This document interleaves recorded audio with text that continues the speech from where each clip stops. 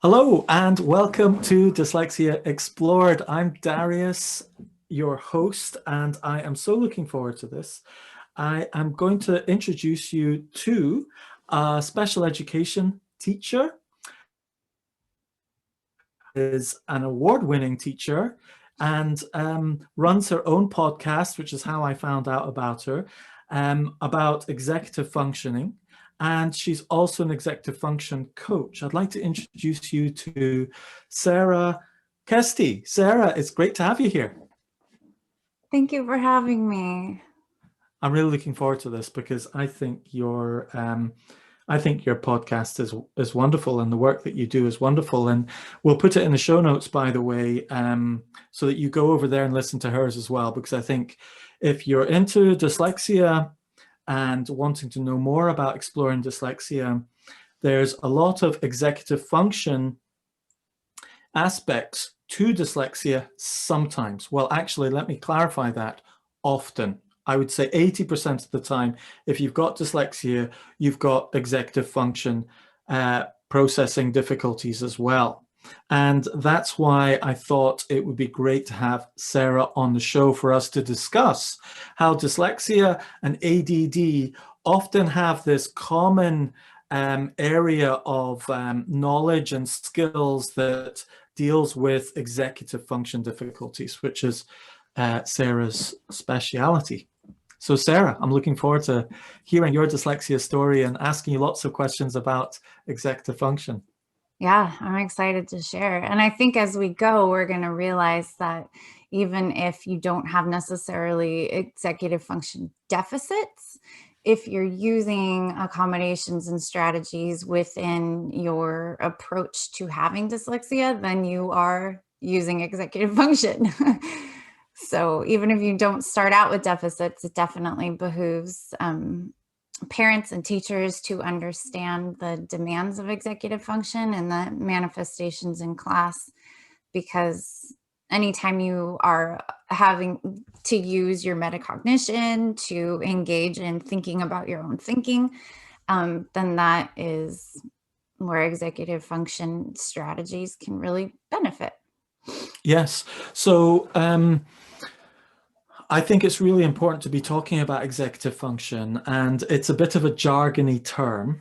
Okay, so why don't we, right from the outset, explain what executive function is? Could you define it to someone who's never heard of it? Because there's many people with dyslexia who are listening to this podcast, interested in finding out about dyslexia, no idea what executive function is. So give us a quick dummy's guide to executive function. Well, I wouldn't say it's dummies, not at all. Okay, But we're I not think dummies, but a very simple, basic, broad picture definition of what is executive function. right. Okay. So executive function is just the umbrella, the encompassing term to describe the set of skills that we use to manage ourselves and to improve our futures. So in terms of how to kind of break it down, I like to put it into three main categories, or like pillars, if that helps you kind of make a visual. So the first pillar, the first bucket of skills would be the emotional regulation. So this is self-control, emotional regulation, like I just mentioned, being aware of matching your behavior choices to the situational demands, things like that. And I'm not going to say that being an expert makes me also really good at that. I'm still adjusting, still, as things change, your demands change. So that's something I certainly don't want to come off the bat thinking or pretending like we're all great at executive function all the time. Everybody's always working on it. So we can let that go. So we have the emotional regulation component. We have the attention and focus component. This is where you're managing, I can imagine that this will resonate with our shared audience, is that when you're reading, your eyes are moving and then your brain's like, oh, where have I been for 5 minutes? I have no idea. It's that self-monitoring, like reading is supposed to be making a movie in your mind. are you building the concepts as you read?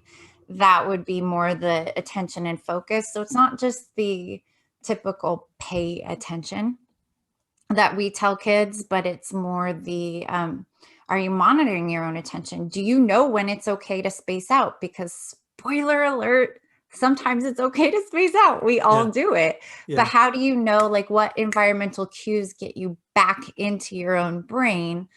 That would be the second pillar. So the first pillar is emotional regulation. The second pillar to me is attention and focus. And then the third pillar is managing your own learning. So to me, that's flexible thinking. Some people argue that short-term memory is an executive function, and I'm not going to nitpick. If we want to work on short-term memory, why not?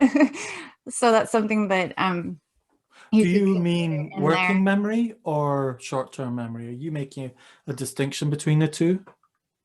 No, and I appreciate you bringing that up. I think I usually use the term short-term memory because it's a little bit more user-friendly. I think we have more exposure to it. Okay. But working memory is definitely something that is very important with executive functions, because if you're not necessarily just the short term where maybe you learned it and it sticks around for a little bit, but you need the piece that keeps it prompting, kind of like a flashing cursor in your brain.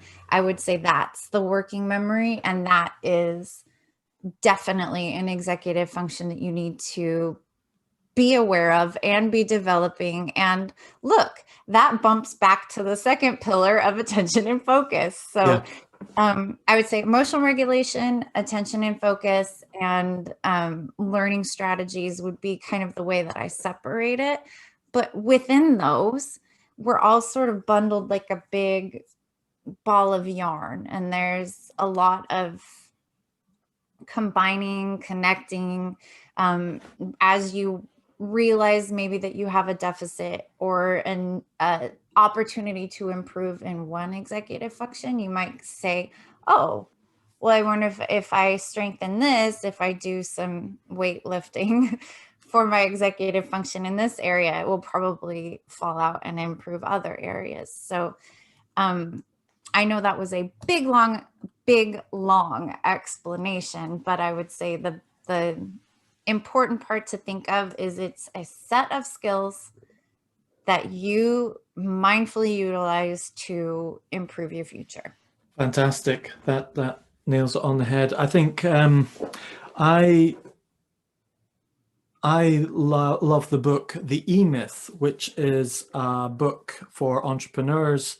And he says there's 3 types of worker.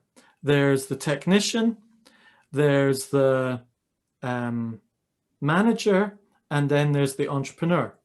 And I want to extrapolate from that to connect with this, because often there's the technician, there's the manager, and then there's the executive.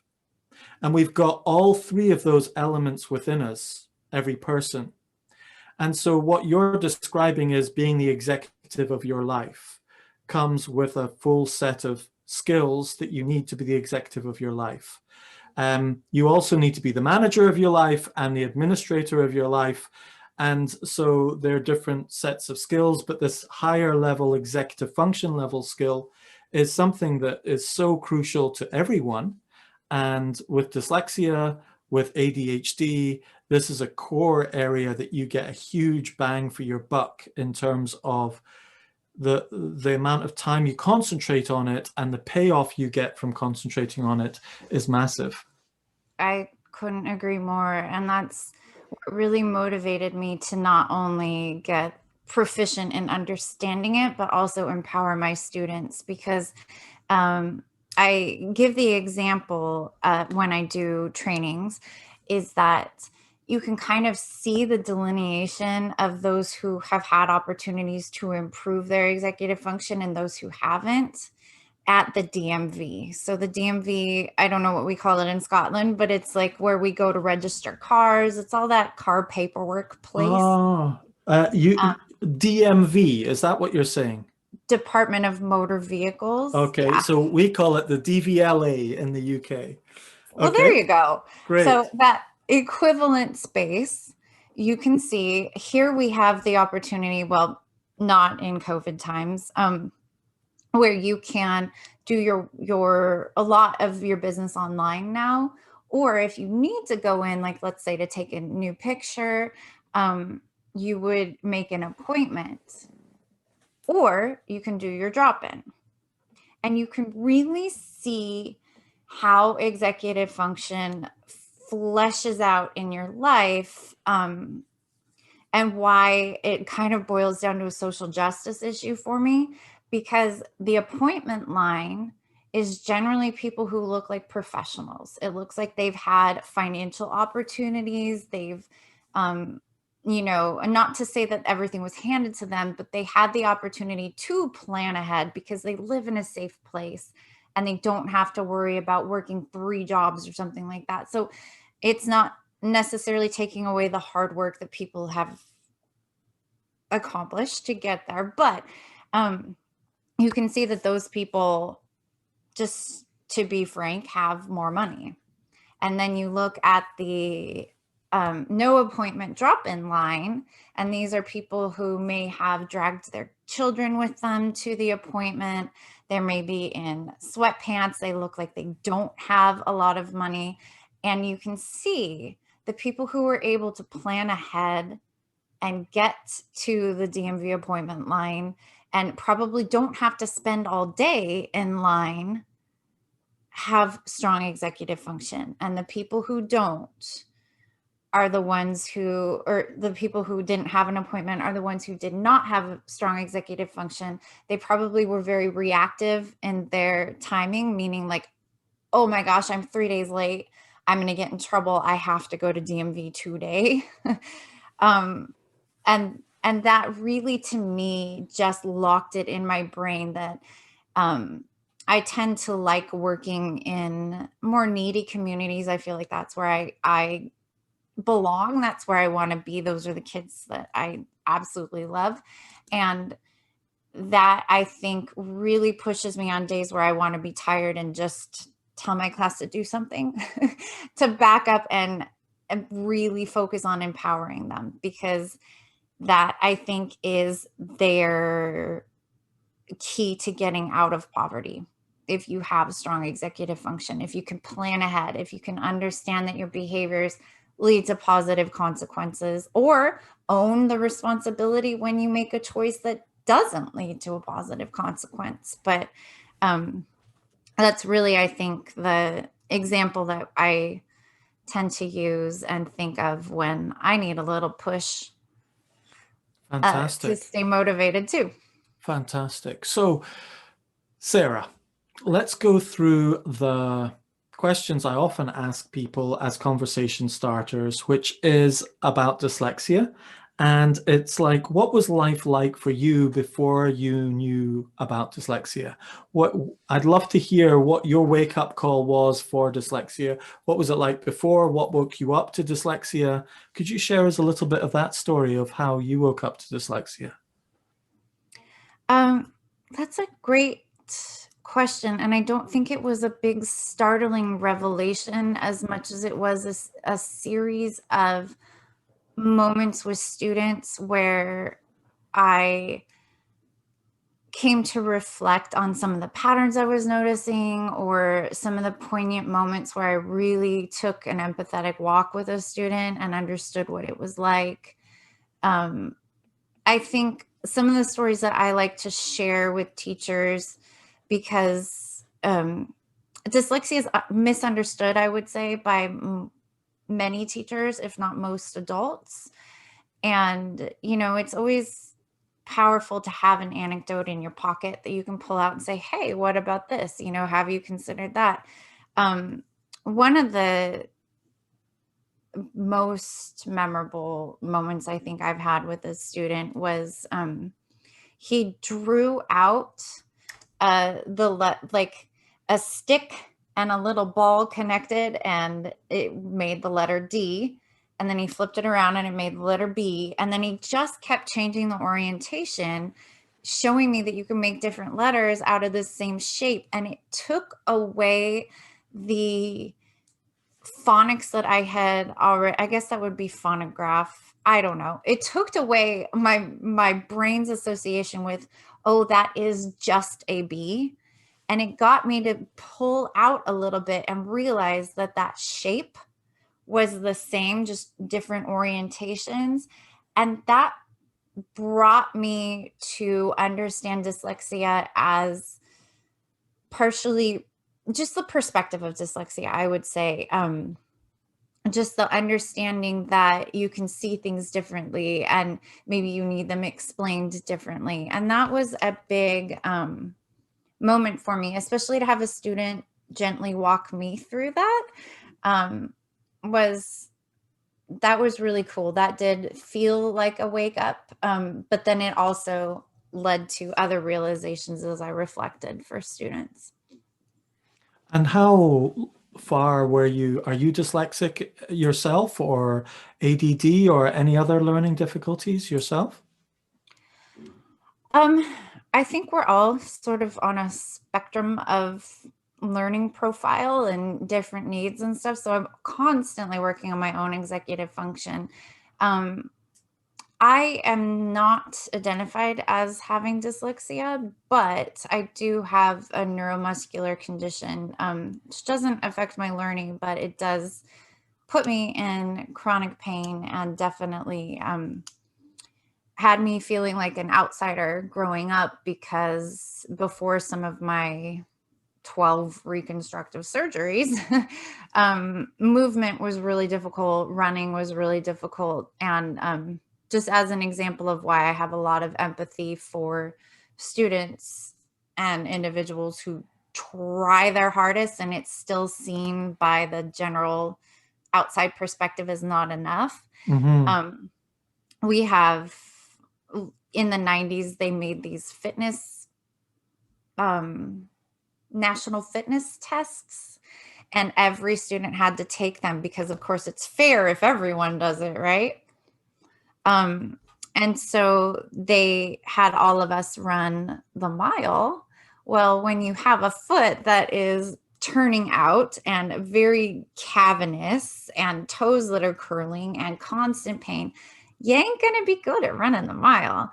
And instead of accommodating or teaching me strategies or having me do something else, or, you know, working on my skill set of maybe just walking for now, you know, all the equivalent things that I now do with students, they would just make my class sit on the grass and wait for me.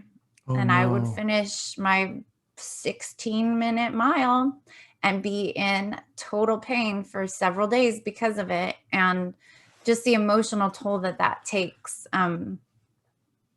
is something that, you know, a lot of people like to avoid their pain. I like to keep it a little bit fresh in my brain, because not that I want to torture myself, but I need to keep that in mind as I advocate for my students as individuals and just the systematic change, because nobody deserves that. And young Sarah didn't deserve that, but it also is now a little bit of a gift in terms of its ability to have me have empathy for that.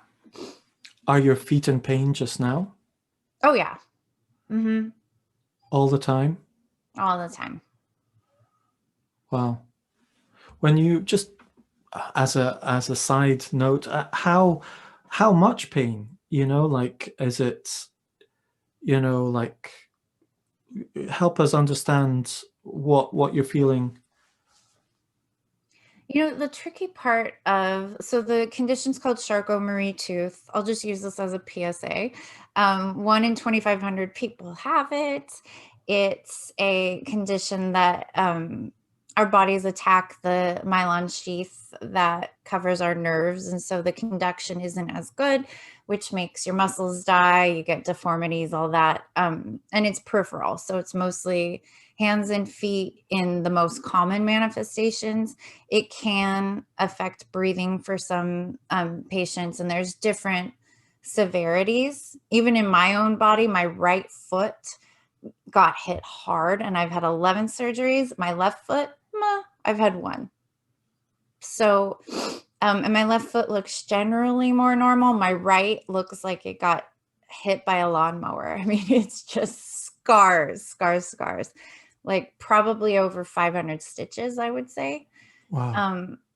And the pain is confusing. And I think this would also attach to some of the experiences of learning difficulties, where some days it's pretty all right. It's pretty doable. I can make it happen, no problem. Other days I wake up and I'm almost late for work because I have to switch shoes several times because nothing feels good.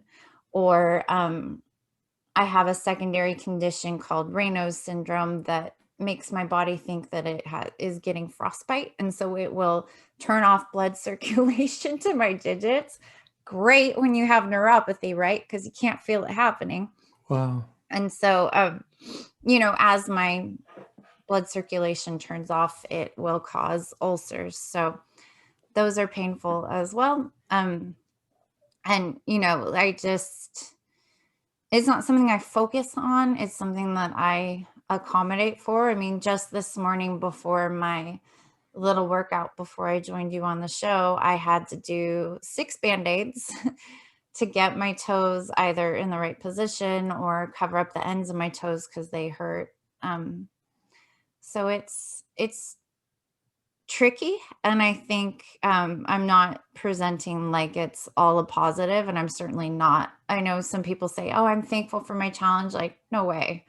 If I could cure this and be done with it, absolutely. But I do recognize that it's made me more empathetic and more recognizing of the background work that goes into being your best self, that people don't see. I mean, like, we're on the show, you can't see that I have pain or that, you know, my toes are all bandaged and all that. So Thanks for sharing that. So you can really relate to being an outsider and being told to try harder and trying your hardest and failing to meet the expectations of those around you and being shamed for not meeting those expectations publicly by having everyone watch you and trying to embarrass you into trying harder and things like that. So many of us will have experienced that. So as an educator, your job at the moment now, what is it? I mean, give an insight to our listeners to what you're actually doing day to day at the moment for children in school. And then let's move on to, I'm not actually following the questions, but I would really like you to describe what your role is in the school. it's totally fine to not follow the questions. That's real life, right? Or being Yeah. humans. You know, it's funny you said, what is your job? And I was like, ooh, I could take this real ethereal, or I could just tell you what I do. So on paper, I am an English teacher this year. So I teach 3 co-teach classes, which is the pairing of a general ed teacher who's like a content specialist and a special ed teacher who is me, who's like an access specialist. And we dive together to create a really accessible, robust class where the students get grade level content in ways that they can engage with, given their needs. And I'm super proud of it. We're doing amazing things. It's been really fun. That's And then I fantastic. take all of that we do and co-teach, and then I also teach 2 separate classes for English. They call it English X, where it's students with more significant identified needs. So I'm able to take the supports one step further and help meet them where they are. Maybe they're lots of grade levels behind in reading. So I'm infusing still the phonics and phonemic awareness and things that may have fallen away for most of the general ed students, and making sure that I'm looking for holes in reading skills to plug up in that class through the context of still dignified 7th grade content. So I'm not giving them baby stuff, but I'm giving them the content in a way that's still accessible for them. And then I also, just for fun, teach a class for students with autism, and I teach them executive function skills, and I also teach them social skills. And that is, oh, it's so fun. It's such a fun class to teach. Imagine so. Fantastic. So I like to ask people what their main challenge with dyslexia has been. And for you as a teacher, what would you say your main challenge with dyslexia has been? You know, I would say finding ways for students to express their brilliance that still, how do I describe this? So I've had so many students with dyslexia who are brilliant and they seem sort of locked in by it. Maybe they haven't made the connection between letters and sounds enough to write their full understanding of something, or they can orally tell you their answer and then you're like, great, write that, that's perfect, and you get 3 words. So that's my biggest frustration, because I can't help get them the skills fast enough to me. And then, I would say secondarily, or maybe primarily, just the misunderstanding that I feel like the part 2 of my job at school is to be a student advocate and to, challenge general ed teachers to have some empathy, or explain the manifestations of learning disabilities. I think that's just as much my job as is the actual instruction, is just empowering educators to meet everybody's needs. And one of the biggest challenges I have is when teachers, just off the cuff say offensive things, or pretend to have triometers where they can say how hard a kid is trying. All right. That, there's certain things that really get you. That one gets me. A triometer. Well, And that's my, their triometer doesn't have X-ray vision. It just scans on the outside. yep. And then, it's so funny because it's actually more like a self-fulfilling prophecy. Because if you tell me I'm not trying and you don't recognize any of my effort, after a while, guess what? I won't try. Well, what were your kind of main learning moments? How have you learned about dyslexia in your sort of career? How long have you been doing this, the special ed side of things? 16 years. 16 years? You don't look like you've been doing it for 16 years, Sarah. Thanks. So 16 years, wow. Oh, I was speaking to you earlier about special ed teachers, and you were saying that they often burn out. Oh, yes, we sure do. It's within like 3 years. That's a big problem, Huge.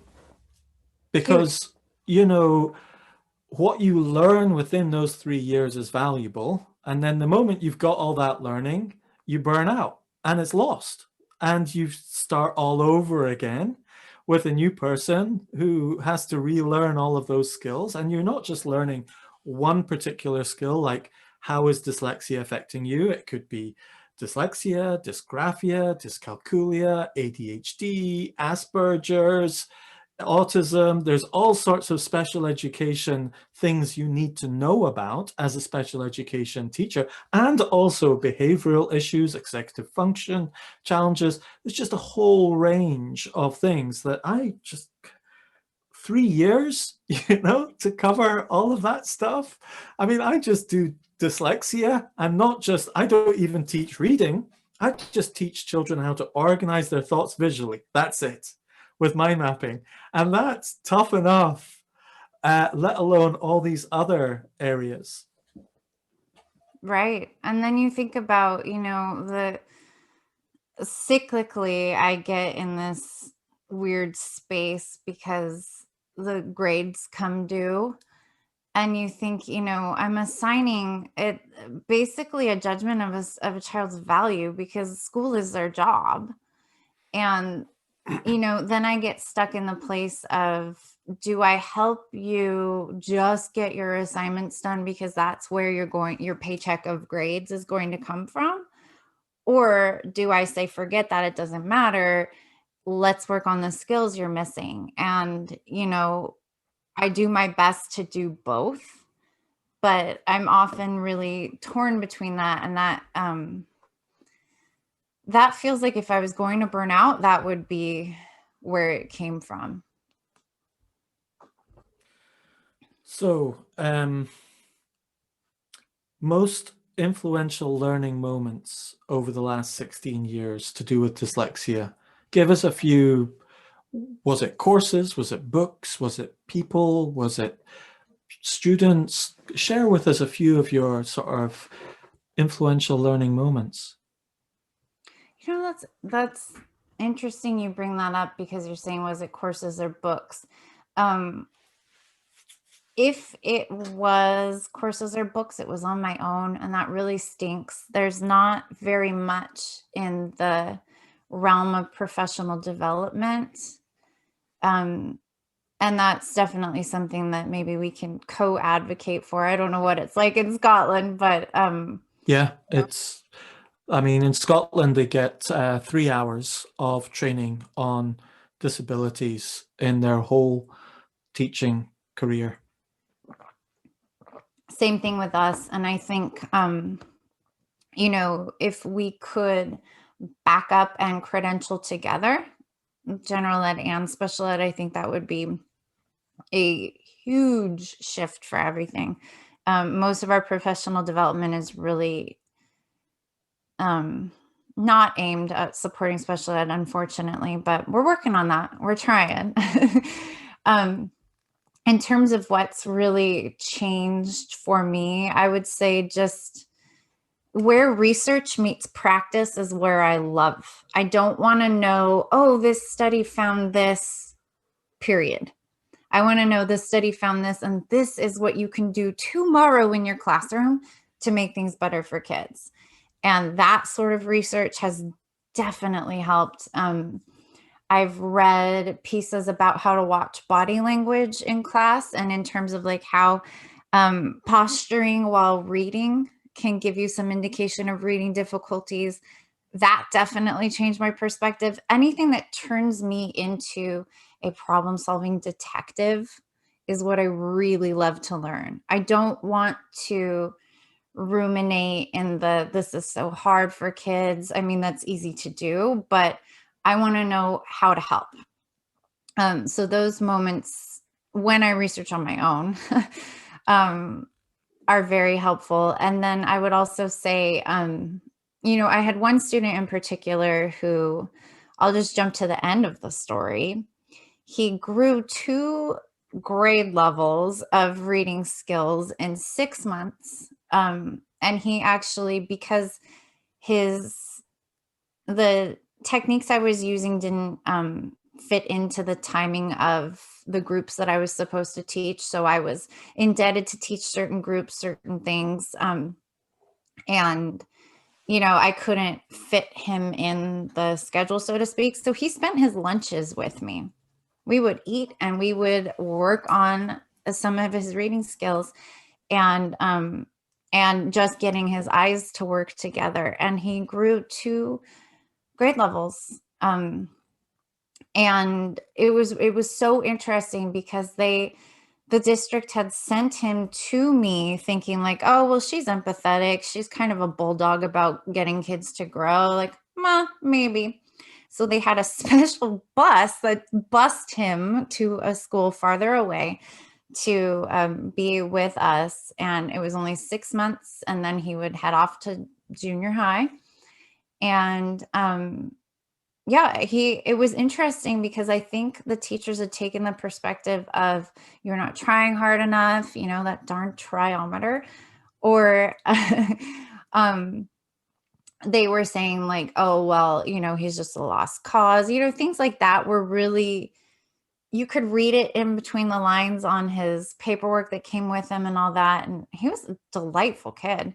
And another one of those kids too, who was super, super smart, but just couldn't facilitate, like articulate, that's the word, his learning on paper. Anyway, when he came over to me, instead of believing the story that came with him, I just asked him, hey, what's reading like for you? And, I would really encourage teachers and parents to just check in to see what the kid's perspective is, because he said, reading would be a lot easier if the words would stop moving.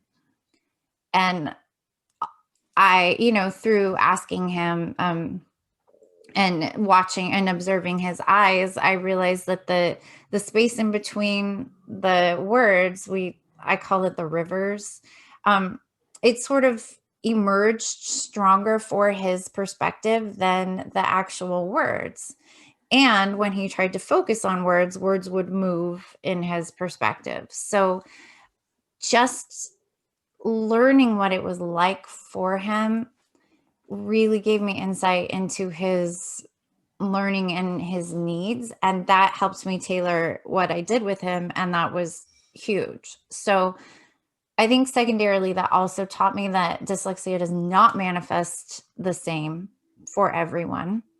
And that, engaging kids in their own learning plan is huge. Yes. I mean, you're reminding me of when I'm looking through the list here of podcasts. We had not an optician, but an ophthalmologist on the podcast talking about often the co-occurring reading eye difficulties that can happen with dyslexia. They don't cause dyslexia, but they can co-occur. And you've just spotted that with this young lad who went away and got some help with that. I'm not quite sure where it is. There is episode 49, co-occurring visual problems that go along with dyslexia, Dr. Bhavin Shah. He's also got a little quiz screener that you can go through, yes, no, maybe, etc., to see if you might have some visual alignment issues. That is awesome. I will definitely check that out. Thanks. Oh, and that's followed 48 and 47 are people from L'Explore who use eye tracking technology to see whether you're dyslexic or not. I'm telling you, it really, that was such a success story because the kid had the executive function of metacognition to understand his own thinking. Yes. And I think we missed such an opportunity to intervene earlier if we had just asked the kid. So, mind mapping, what's been your experience of mind mapping in your journey as a teacher with learning, special education learning? I'm fascinating because obviously I teach mind mapping, but people have different experiences of it. What's your experience been? I've seen it be very, very helpful, even emotionally, to get things out. Like, I know there's a quote, and I don't remember who said it, but there was someone who said, I don't know what I think until I write it. And I think just the act of getting things out, getting things sorted, like you teach students to visually organize, which is huge, and get some methodology into their thinking so that it comes out more clearly for them. And before we started recording, we were sharing that you found that some students have like frustrations with mind mapping because initially when they're taught, maybe it's more of a task than a teaching opportunity. So it's like, do this rather than here's how you do this. And I've found the same thing. I've also found oftentimes one of the most common accommodations that we give to students with dyslexia or other learning disabilities is graphic organizers. And we just say, hey, fill out this idea web, or jot down your notes on this. Well, we forget to teach that that is pre-writing, and then that will inform your actual writing task. And so to a lot of students, we've assigned two separate things. We've assigned fill out this graphic organizer, and then we've assigned write this assignment. And they don't realize that the first one is supposed to make the second one very, very easy. And if we don't mindfully teach that bridge between the mind map and its utilization, most kids don't automatically do it. Yeah.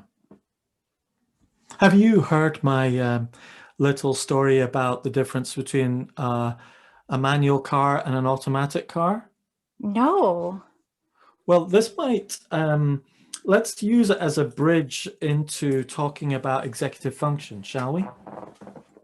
Because it relates to executive function as well. So often the way I describe, so there's two ways I describe dyslexia. One to children, which is my mind feels like I'm in a zero gravity workshop.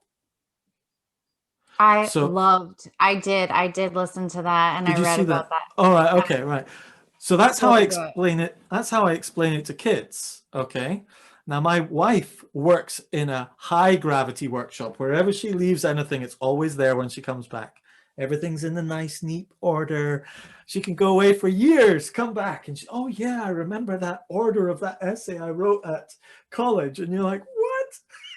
Anyway, the way I teach dyslexia to teachers is I say, well, dyslexia is like teaching a child to drive a car. If you imagine you're a driving instructor, okay, and your brain is a car. Some people are automatic cars, and other people are manual cars. Dyslexia are manual thinkers. The rest of the population are automatic thinkers. So when it comes to reading, they go up through the gears of reading pretty automatically. But for dyslexia, we have to intentionally go into every single gear of decoding to get up to speed in reading. And we still have to do it. We stay automatic, we stay manual, but we look automatic once we become proficient. And with dyslexia, often you need someone to get in the car to say, look, you're a manual car, not an automatic. Let me show you the gears. And that's why often we need more one-to-one tuition. Just like a person in a manual car needs someone sitting in the gear, seat beside them saying, first gear, do your clutch, adjust it. Yes, you've got it. Now into second gear. And so that's one way of understanding what slow processing means, because a lot of kids are told you're very intelligent, but you're a slow processor. And you're like, a computer's processor, isn't that speed? Isn't that the core thing? No, it's not like a computer processor. It's like a car gearbox processing the power coming through it to the wheels. We go into different gears manually. I love that analogy. That really makes a lot of sense. And then it also is a great positive analogy in terms of you can travel in any sort of transmission setup, manual or automatic. Yeah, and you just need taught a little bit differently. Not how to drive on the road per se, like geography or history and so on, but you do need to be taught those internal processes of manually going up through the gears. Now, I think some people need to manually go up through the gears when it comes to reading, which is phonological processing. Some people need to manually go up through the gears in terms of writing, handwriting. Dysgraphia is very manual, and that's not phonological processing, it's a physical processing challenge. And then there's other people with study skills. You need to manually go through the gears of study skills with dyslexia often. And that's where this overlap happens in terms of processing.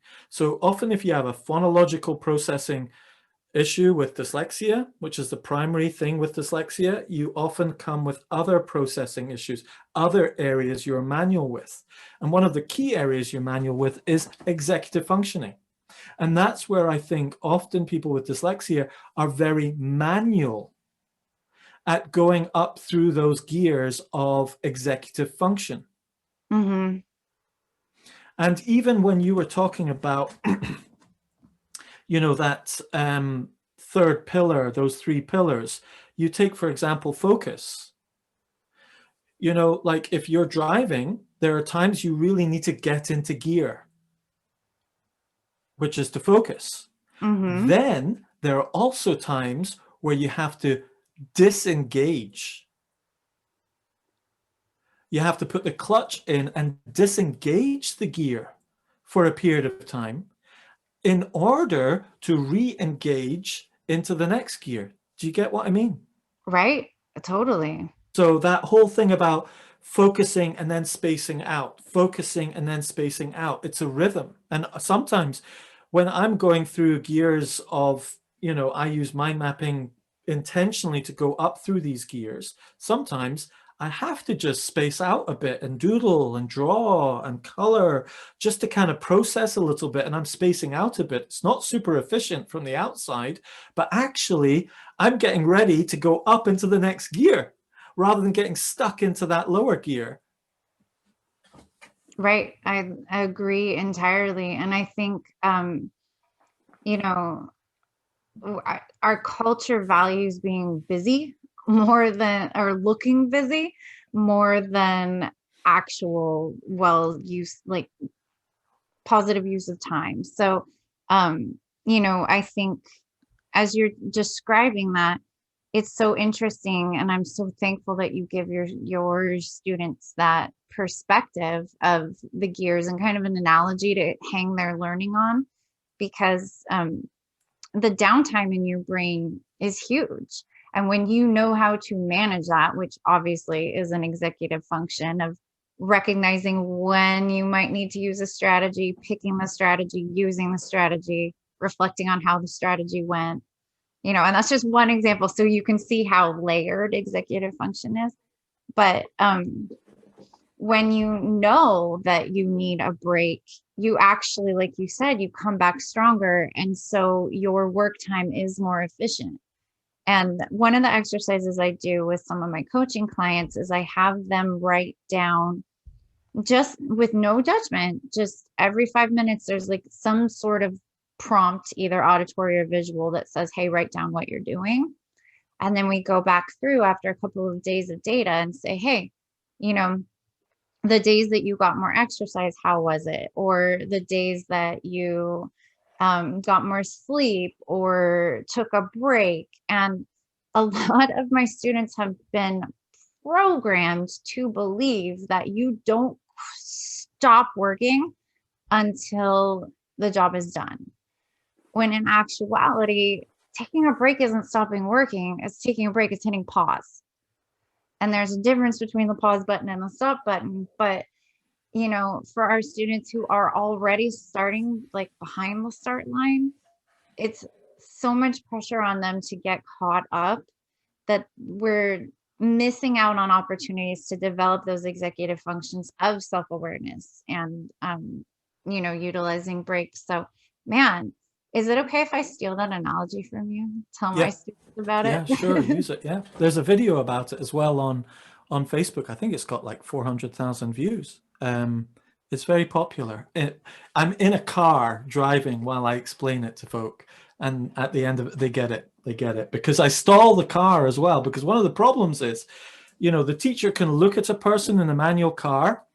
And because that teacher's only ever driven an automatic, can you imagine being taught to drive a car by a person who's only ever driven an automatic? Can I just say amen right now? Because teachers end up teaching because we liked school. We were good at school. We stayed Yes, at school. yes. Yeah, I sometimes feel a bit of a fraud because I'm a businessman, and then my daughter hit the rocks, A grade student, start to get D's and fail and didn't understand why. And then I started to teach her mind mapping skills, and I realized these were the only skills that actually got me through my law degree and other training and being a teacher and so forth. And I was like, why is no one in the world teaching this? And there's a few reasons why. Because it's actually forbidden by Tony Buzan to teach online courses on mind mapping. 70 years ago, he trademarked the term mind maps. And so you couldn't use it unless you were a licensed Buzan teacher. And if you become a licensed Buzan teacher, you can't do online training courses or videos. And so thankfully, I'm not taught by Tony Buzan, and I taught myself and developed the system myself. So that's why part of the reason why I call it Bullet Map, so that people can use it freely. And why am I saying that? I was on a track somewhere and I just went off track there. What were we talking about, Sarah? We were talking about, you feel like a bit of a fraud because you're a businessman and yet you're utilizing this. Thank you for that. So, yeah, teachers teach in school because they were good at doing school. They were good at the system and they perpetuate the system. Yeah. We absolutely do. And we take for granted the things that probably got us good at school in the first place, which is executive function. Yes, absolutely. And do you know what? Let's go a little bit into detail on executive function here, okay? With regard to visual thinkers versus word thinkers, okay? These aren't traditional languages, but there's a lot of people who organize themselves with words, and they are the executive of their life with words, written lists, writing out their thoughts in journals, writing out essays, creating memos, sending instructions, etc. You were saying, I don't know what I'm thinking until I've written it. Okay. Now, maybe there's some people who don't know what they're thinking until they've drawn it. Right. And I should have clarified that writing to me isn't just words, it's pictures, but go on. Okay, well, great. Yeah. And okay. Yes. Okay. So what I'm wondering is, have you noticed a difference between the way people organize themselves, between writing and drawing, between the visual and the list and the map, etc.? That distinction between those two. The reason I'm asking is because I believe that different people, I think it's like getting driving instructions from someone. Someone can give you a list of driving instructions. Take a left here. When you get to the road, name such and such, take a right, do this, do that. And you get a list of instructions. You follow the list. You make one mistake and you're way off. And you're like, I don't know how to find that place again. I'm just so lost. What do you need? I need a map. And you get a map and you're like, where am I? I figure, oh, I'm there. And then you can reroute yourself like a GPS to where you're going to go. Sometimes you need to write another list of new, steps to take, but you still need the map. Now, I think there's some people who are really good at following lists. They're like 80% lists and 20% maps, and other people who are like 20% lists and 80% maps and everyone in between sort of thing. What's your take on executive function and this kind of dynamic? I think the people with the strongest executive function are good translators. So if you give me a list, I can make a mental movie. Ooh. And I think mental movie is how I describe what you're calling maps. So in terms of like, if you're giving directions, I'm seeing myself going through the directions And that's my mental movie, which is images, like you're describing, but I'm using the words to form those images. And then I think when you need to articulate your thoughts or give instructions to others, if you can translate the movie in your mind down to the individual scenes and describe it in words, then you've sort of flowed back and forth, you've interpreted. I think that's the ultimate. That's where we want to get with our students. Fantastic. Is another way of saying that is visualization, being able to Yes, visualize? yes. And if you think about it, I mean, it's one of the key supports for executive function. It's one of the kind of playful ways to develop executive function. So for example, I have a client who really immediately wanted to fix her morning routine because it was yelling, it was forgetting, it was getting phone calls from school that their child didn't have XYZ that they needed, sending the kids to school with like some weird leftover to try to eat for breakfast in the car. You know what I mean? Like it was just chaos. And part of it was her child with ADHD was having a hard time with the morning. There was no routine to him. And so the kids who automatically glob on to this is the steps, you know, no one really has to teach them. They just sort of observe the pattern. Those kids are utilizing and developing executive function fairly independently.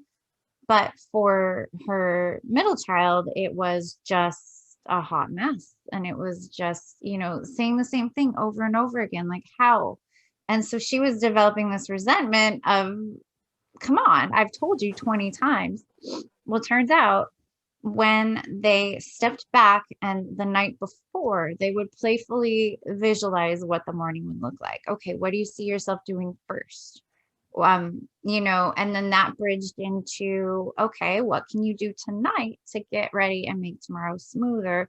And it was that act of visualizing that really helped him rehearse, to find the patterns, to articulate the patterns, and I can't remember if they drew it out or if they wrote it out, but they ended up also accompanying the steps with photos of him doing each step. Huge. He's way more independent now, which stinks because they have nowhere to go because they're doing school online. But when we go back, you know, eventually, I think that'll be really helpful and maybe something important to revisit as any of us go back to the real world, is the mental movie or the visualization or the bullet map of you know, what that looks like. Yeah, I love it. I love it. Fantastic. Yeah, because I use a technique that I call a bullet map planner. There's so much I want to ask you, so I won't spend too much time on this. But it's basically you bullet list all your random thoughts down the left-hand side of the page, and then you map out your you underline those keywords and you move them over into the map and organize them into the main chunks. So you're chunking, and then you take little post-its. Oh, I've got one here. I've got a stack of them here. So if you're watching this on the video, you'll be able to see it. But what I'm describing is the first panel of all my random thoughts. I would really like those random thoughts to become an organized list of post-it notes that I can lift off and move across as done. Okay. But to do that, I often need to create the map in between. I need to take the random, organize it, and then I chunk it down and move them around as stickies. And then once I've got my stickies, I've got my little list of tasks that I'm going to do, and I want to move them across to the other side. I've got executives in IBM doing this with their little bit of paper. And that's one of the skills that we teach at Bullet Map. Why did I share that? And that's really that visualization process, you know, kind of picturing it, and they have to draw a little picture of what they're thinking about. And often that locks it in and connects them to it, and also connects them to the logic. There's a kind of creative logic to it that they have to kind of go through that logical process rather than this sudden jump between, obviously you should be doing X, Y, and Z. And they're like, well, okay, maybe it's obvious to you, but I don't really get it myself. But going through that process often makes it obvious because they've gone through those gears. Right. And wow, there's so much right there. I love that so if you're listening on the podcast, what it was kind of a trifold page, but the center section was a little bit larger. And it was the bullets on the one side, the transition space in the middle, which was the visual, and then the delineated to-do list on sticky notes where you can move it from the to-do to the done columns, which is so satisfying. Yeah.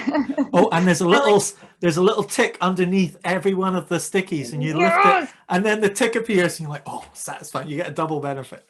Right. And there's neuroscience behind that. You get a little hit of dopamine every time. Yeah.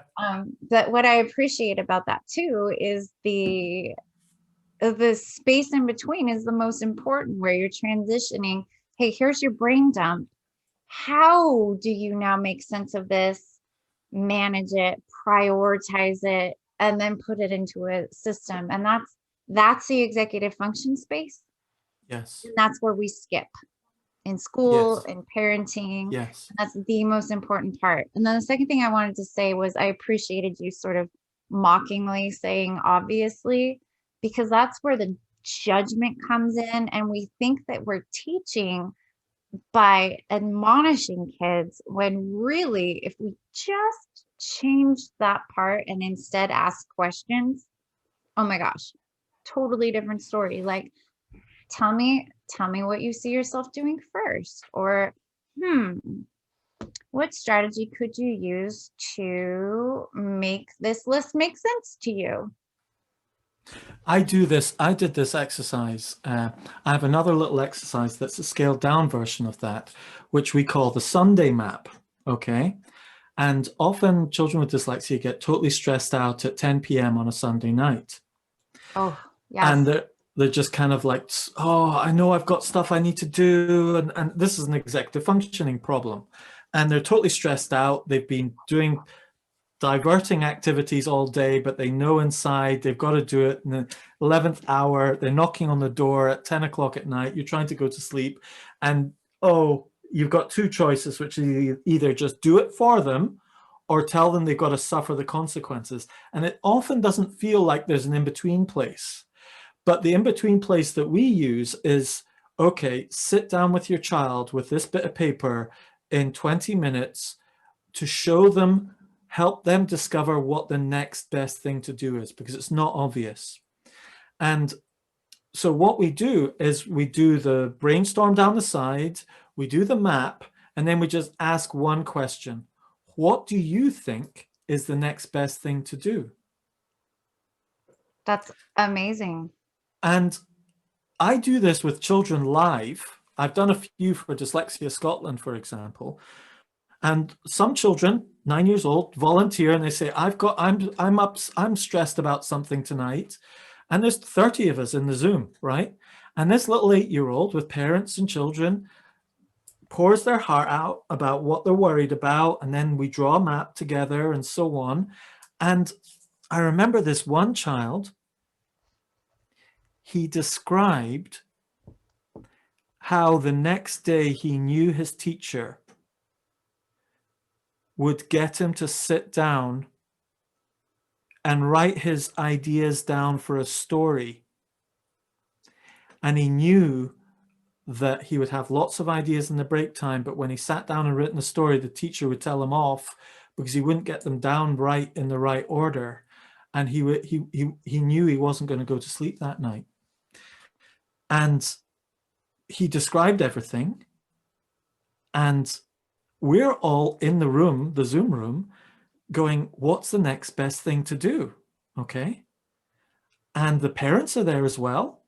And I asked the question of the little boy, what do you think is the next best thing to do? Because, if I had my way, I'd be going into that school, having a word with that teacher, But that wasn't the task, was it? It was to find out what that child would decide is the next best thing to do. Right. And so I said, okay, young man, what do you think is the next best thing to do?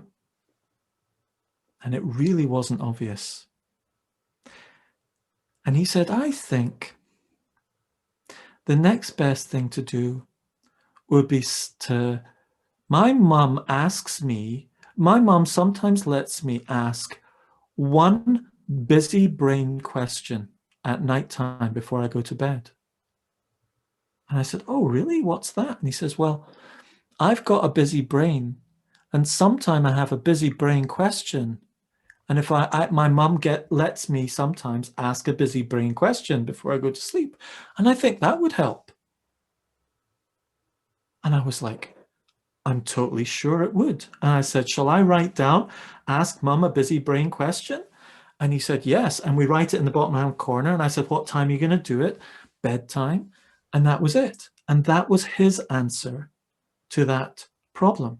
And I tell you what, that busy brain question wasn't on the first list of things to do. Wow. It wasn't in the map. Uh-huh. It was in that final question of, what do you think's the next best thing to do? But he couldn't have answered it like that unless he went through that process. Right. Right. Because sometimes you need the opportunity to sort out your thoughts through talking, through drawing, through writing words, whatever, or a combination of that, to be able to really have access to your own brain, which is so interesting because you carry it around all the time, Yes. But you don't, I think there's so many external demands, especially on kids, that you can sort of detach from your own thinking and not really recognize, like, this feels yucky, but I don't know why. And then we spend a lot of like investment in time and effort in getting away from the yucky feeling rather than sitting with it, saying hello to it, and being like, hey, where'd you come from? Whole other issue though.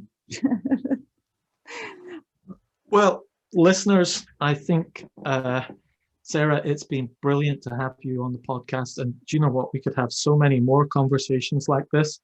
And I'd love to have more conversations with you, Sarah. Maybe we'll have some more in the future. But you definitely need to go to Sarah's podcast and listen to some of her advice on executive function, because a lot of it's applicable directly to anyone. Dyslexia or ADD, we all need help with executive function, and often more help with dyslexia or ADD. So go check out, what's your podcast called? The Executive Function Podcast? Pretty easy, huh? Yeah, you got it straight, yeah. So we'll put it in the links below. I have one final question to ask you, though, which is a biggie. Okay. COVID. It's is that my one-word question? Yeah, that's your one-word question. COVID 2021. What's the plan? So it's 5th of January, recording this 5th of January. The government in the UK yesterday, last night at 8 p.m., Boris Johnson said all schools are shut, the whole country is shut down for the rest of January. And let's face it, the reality is he's just softening us up for what happened in March, where it ended up being 6 weeks, if not 8 weeks of shutdown. And Nicola Sturgeon in Scotland told us 4 hours before that Scotland is shut down as well, no schools, etc. I don't know what it's like where you are, Sarah, but I would really love to hear some executive function advice on how to deal with the crisis chaos at hand for so many parents out there.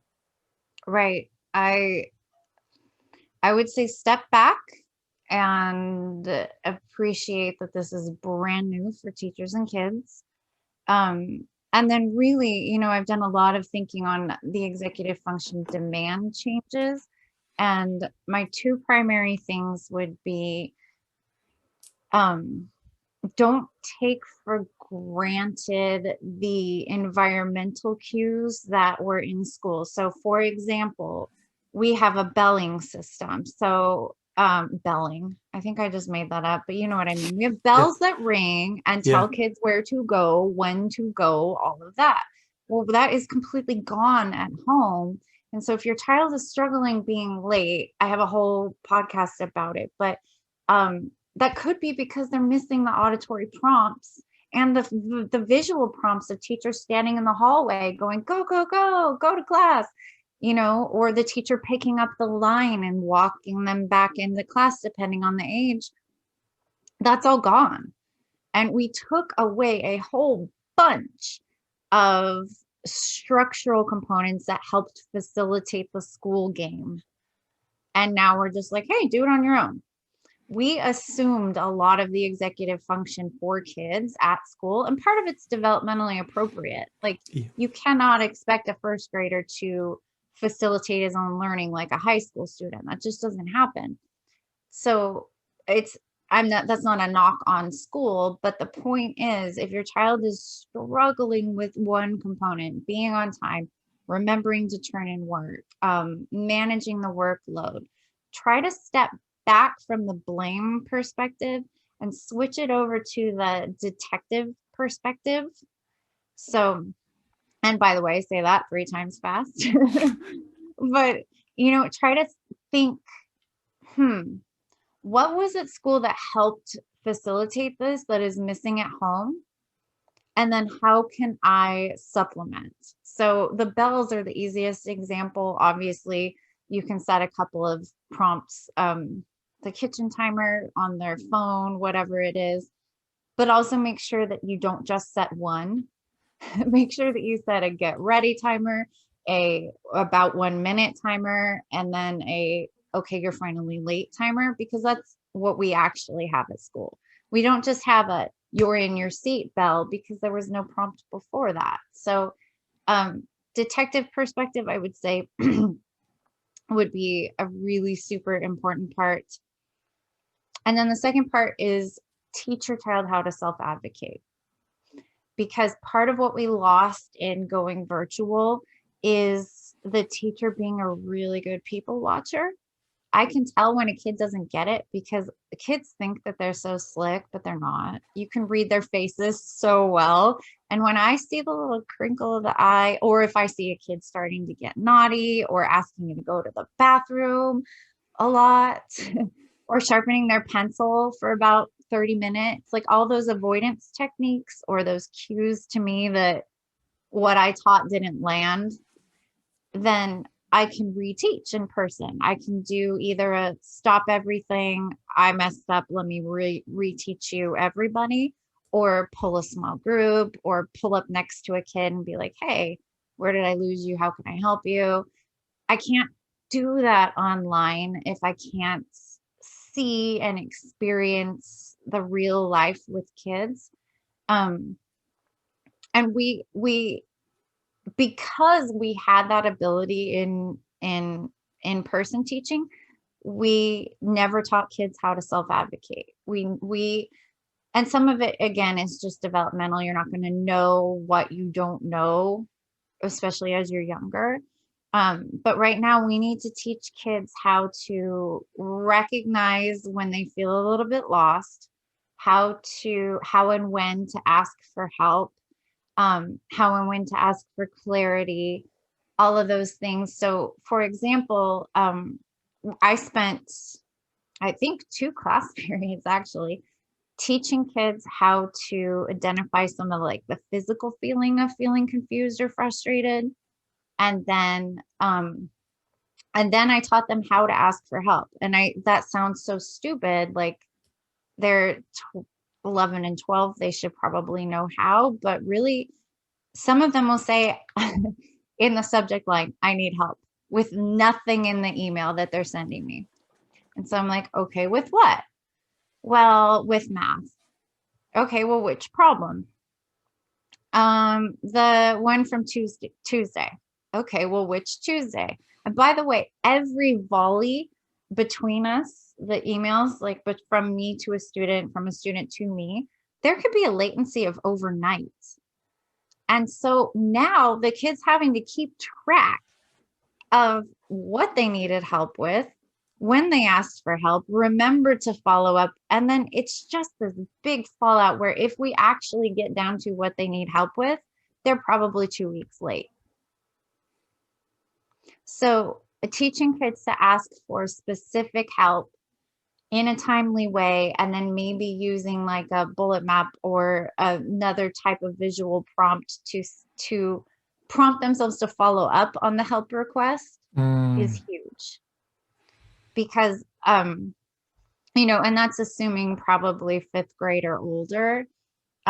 Before that, I would say if you're working from home and your child is doing school at home, have your child have a spot, like a parking lot, where they can put work that they need help with so that it doesn't continue to frustrate them. And then you have a visual prompt when you're done with your work day. Oh, there's the help basket. Let's go through it. Love it. Love it. Fantastic, Sarah. Fantastic. Sarah, we have to stop. I wish we didn't, but that's been fantastic. Detective Sarah Kesty.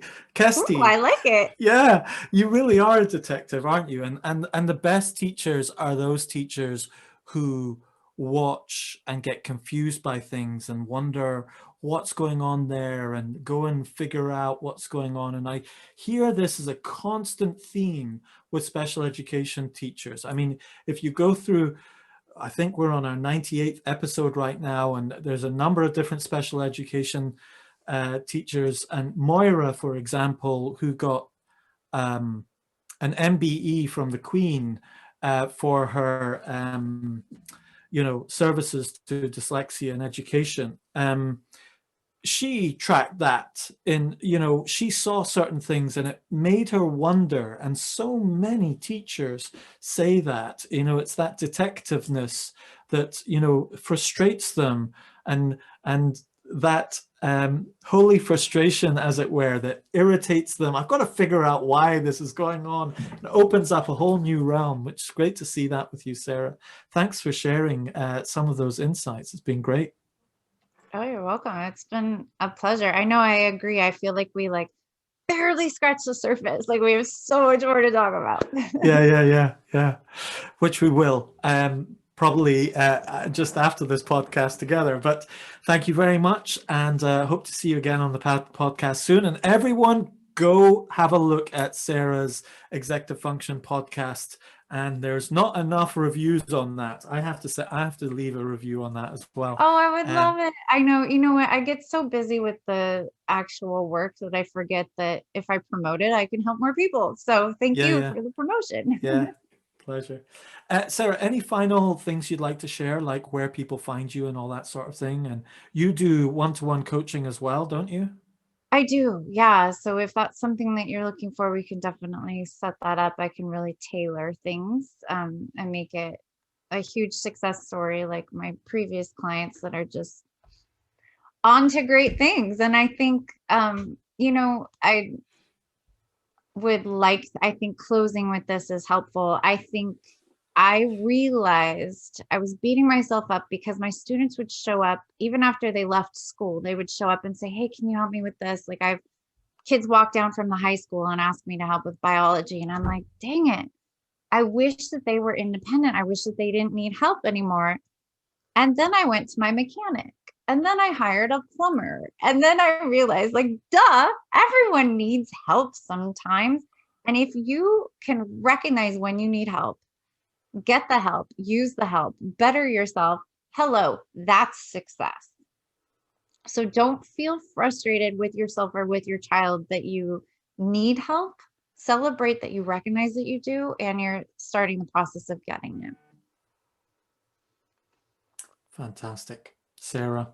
We will put Sarah's links below to her website and so on in the description. Thank you, Sarah. Thank you. I'm going to stop the recording now.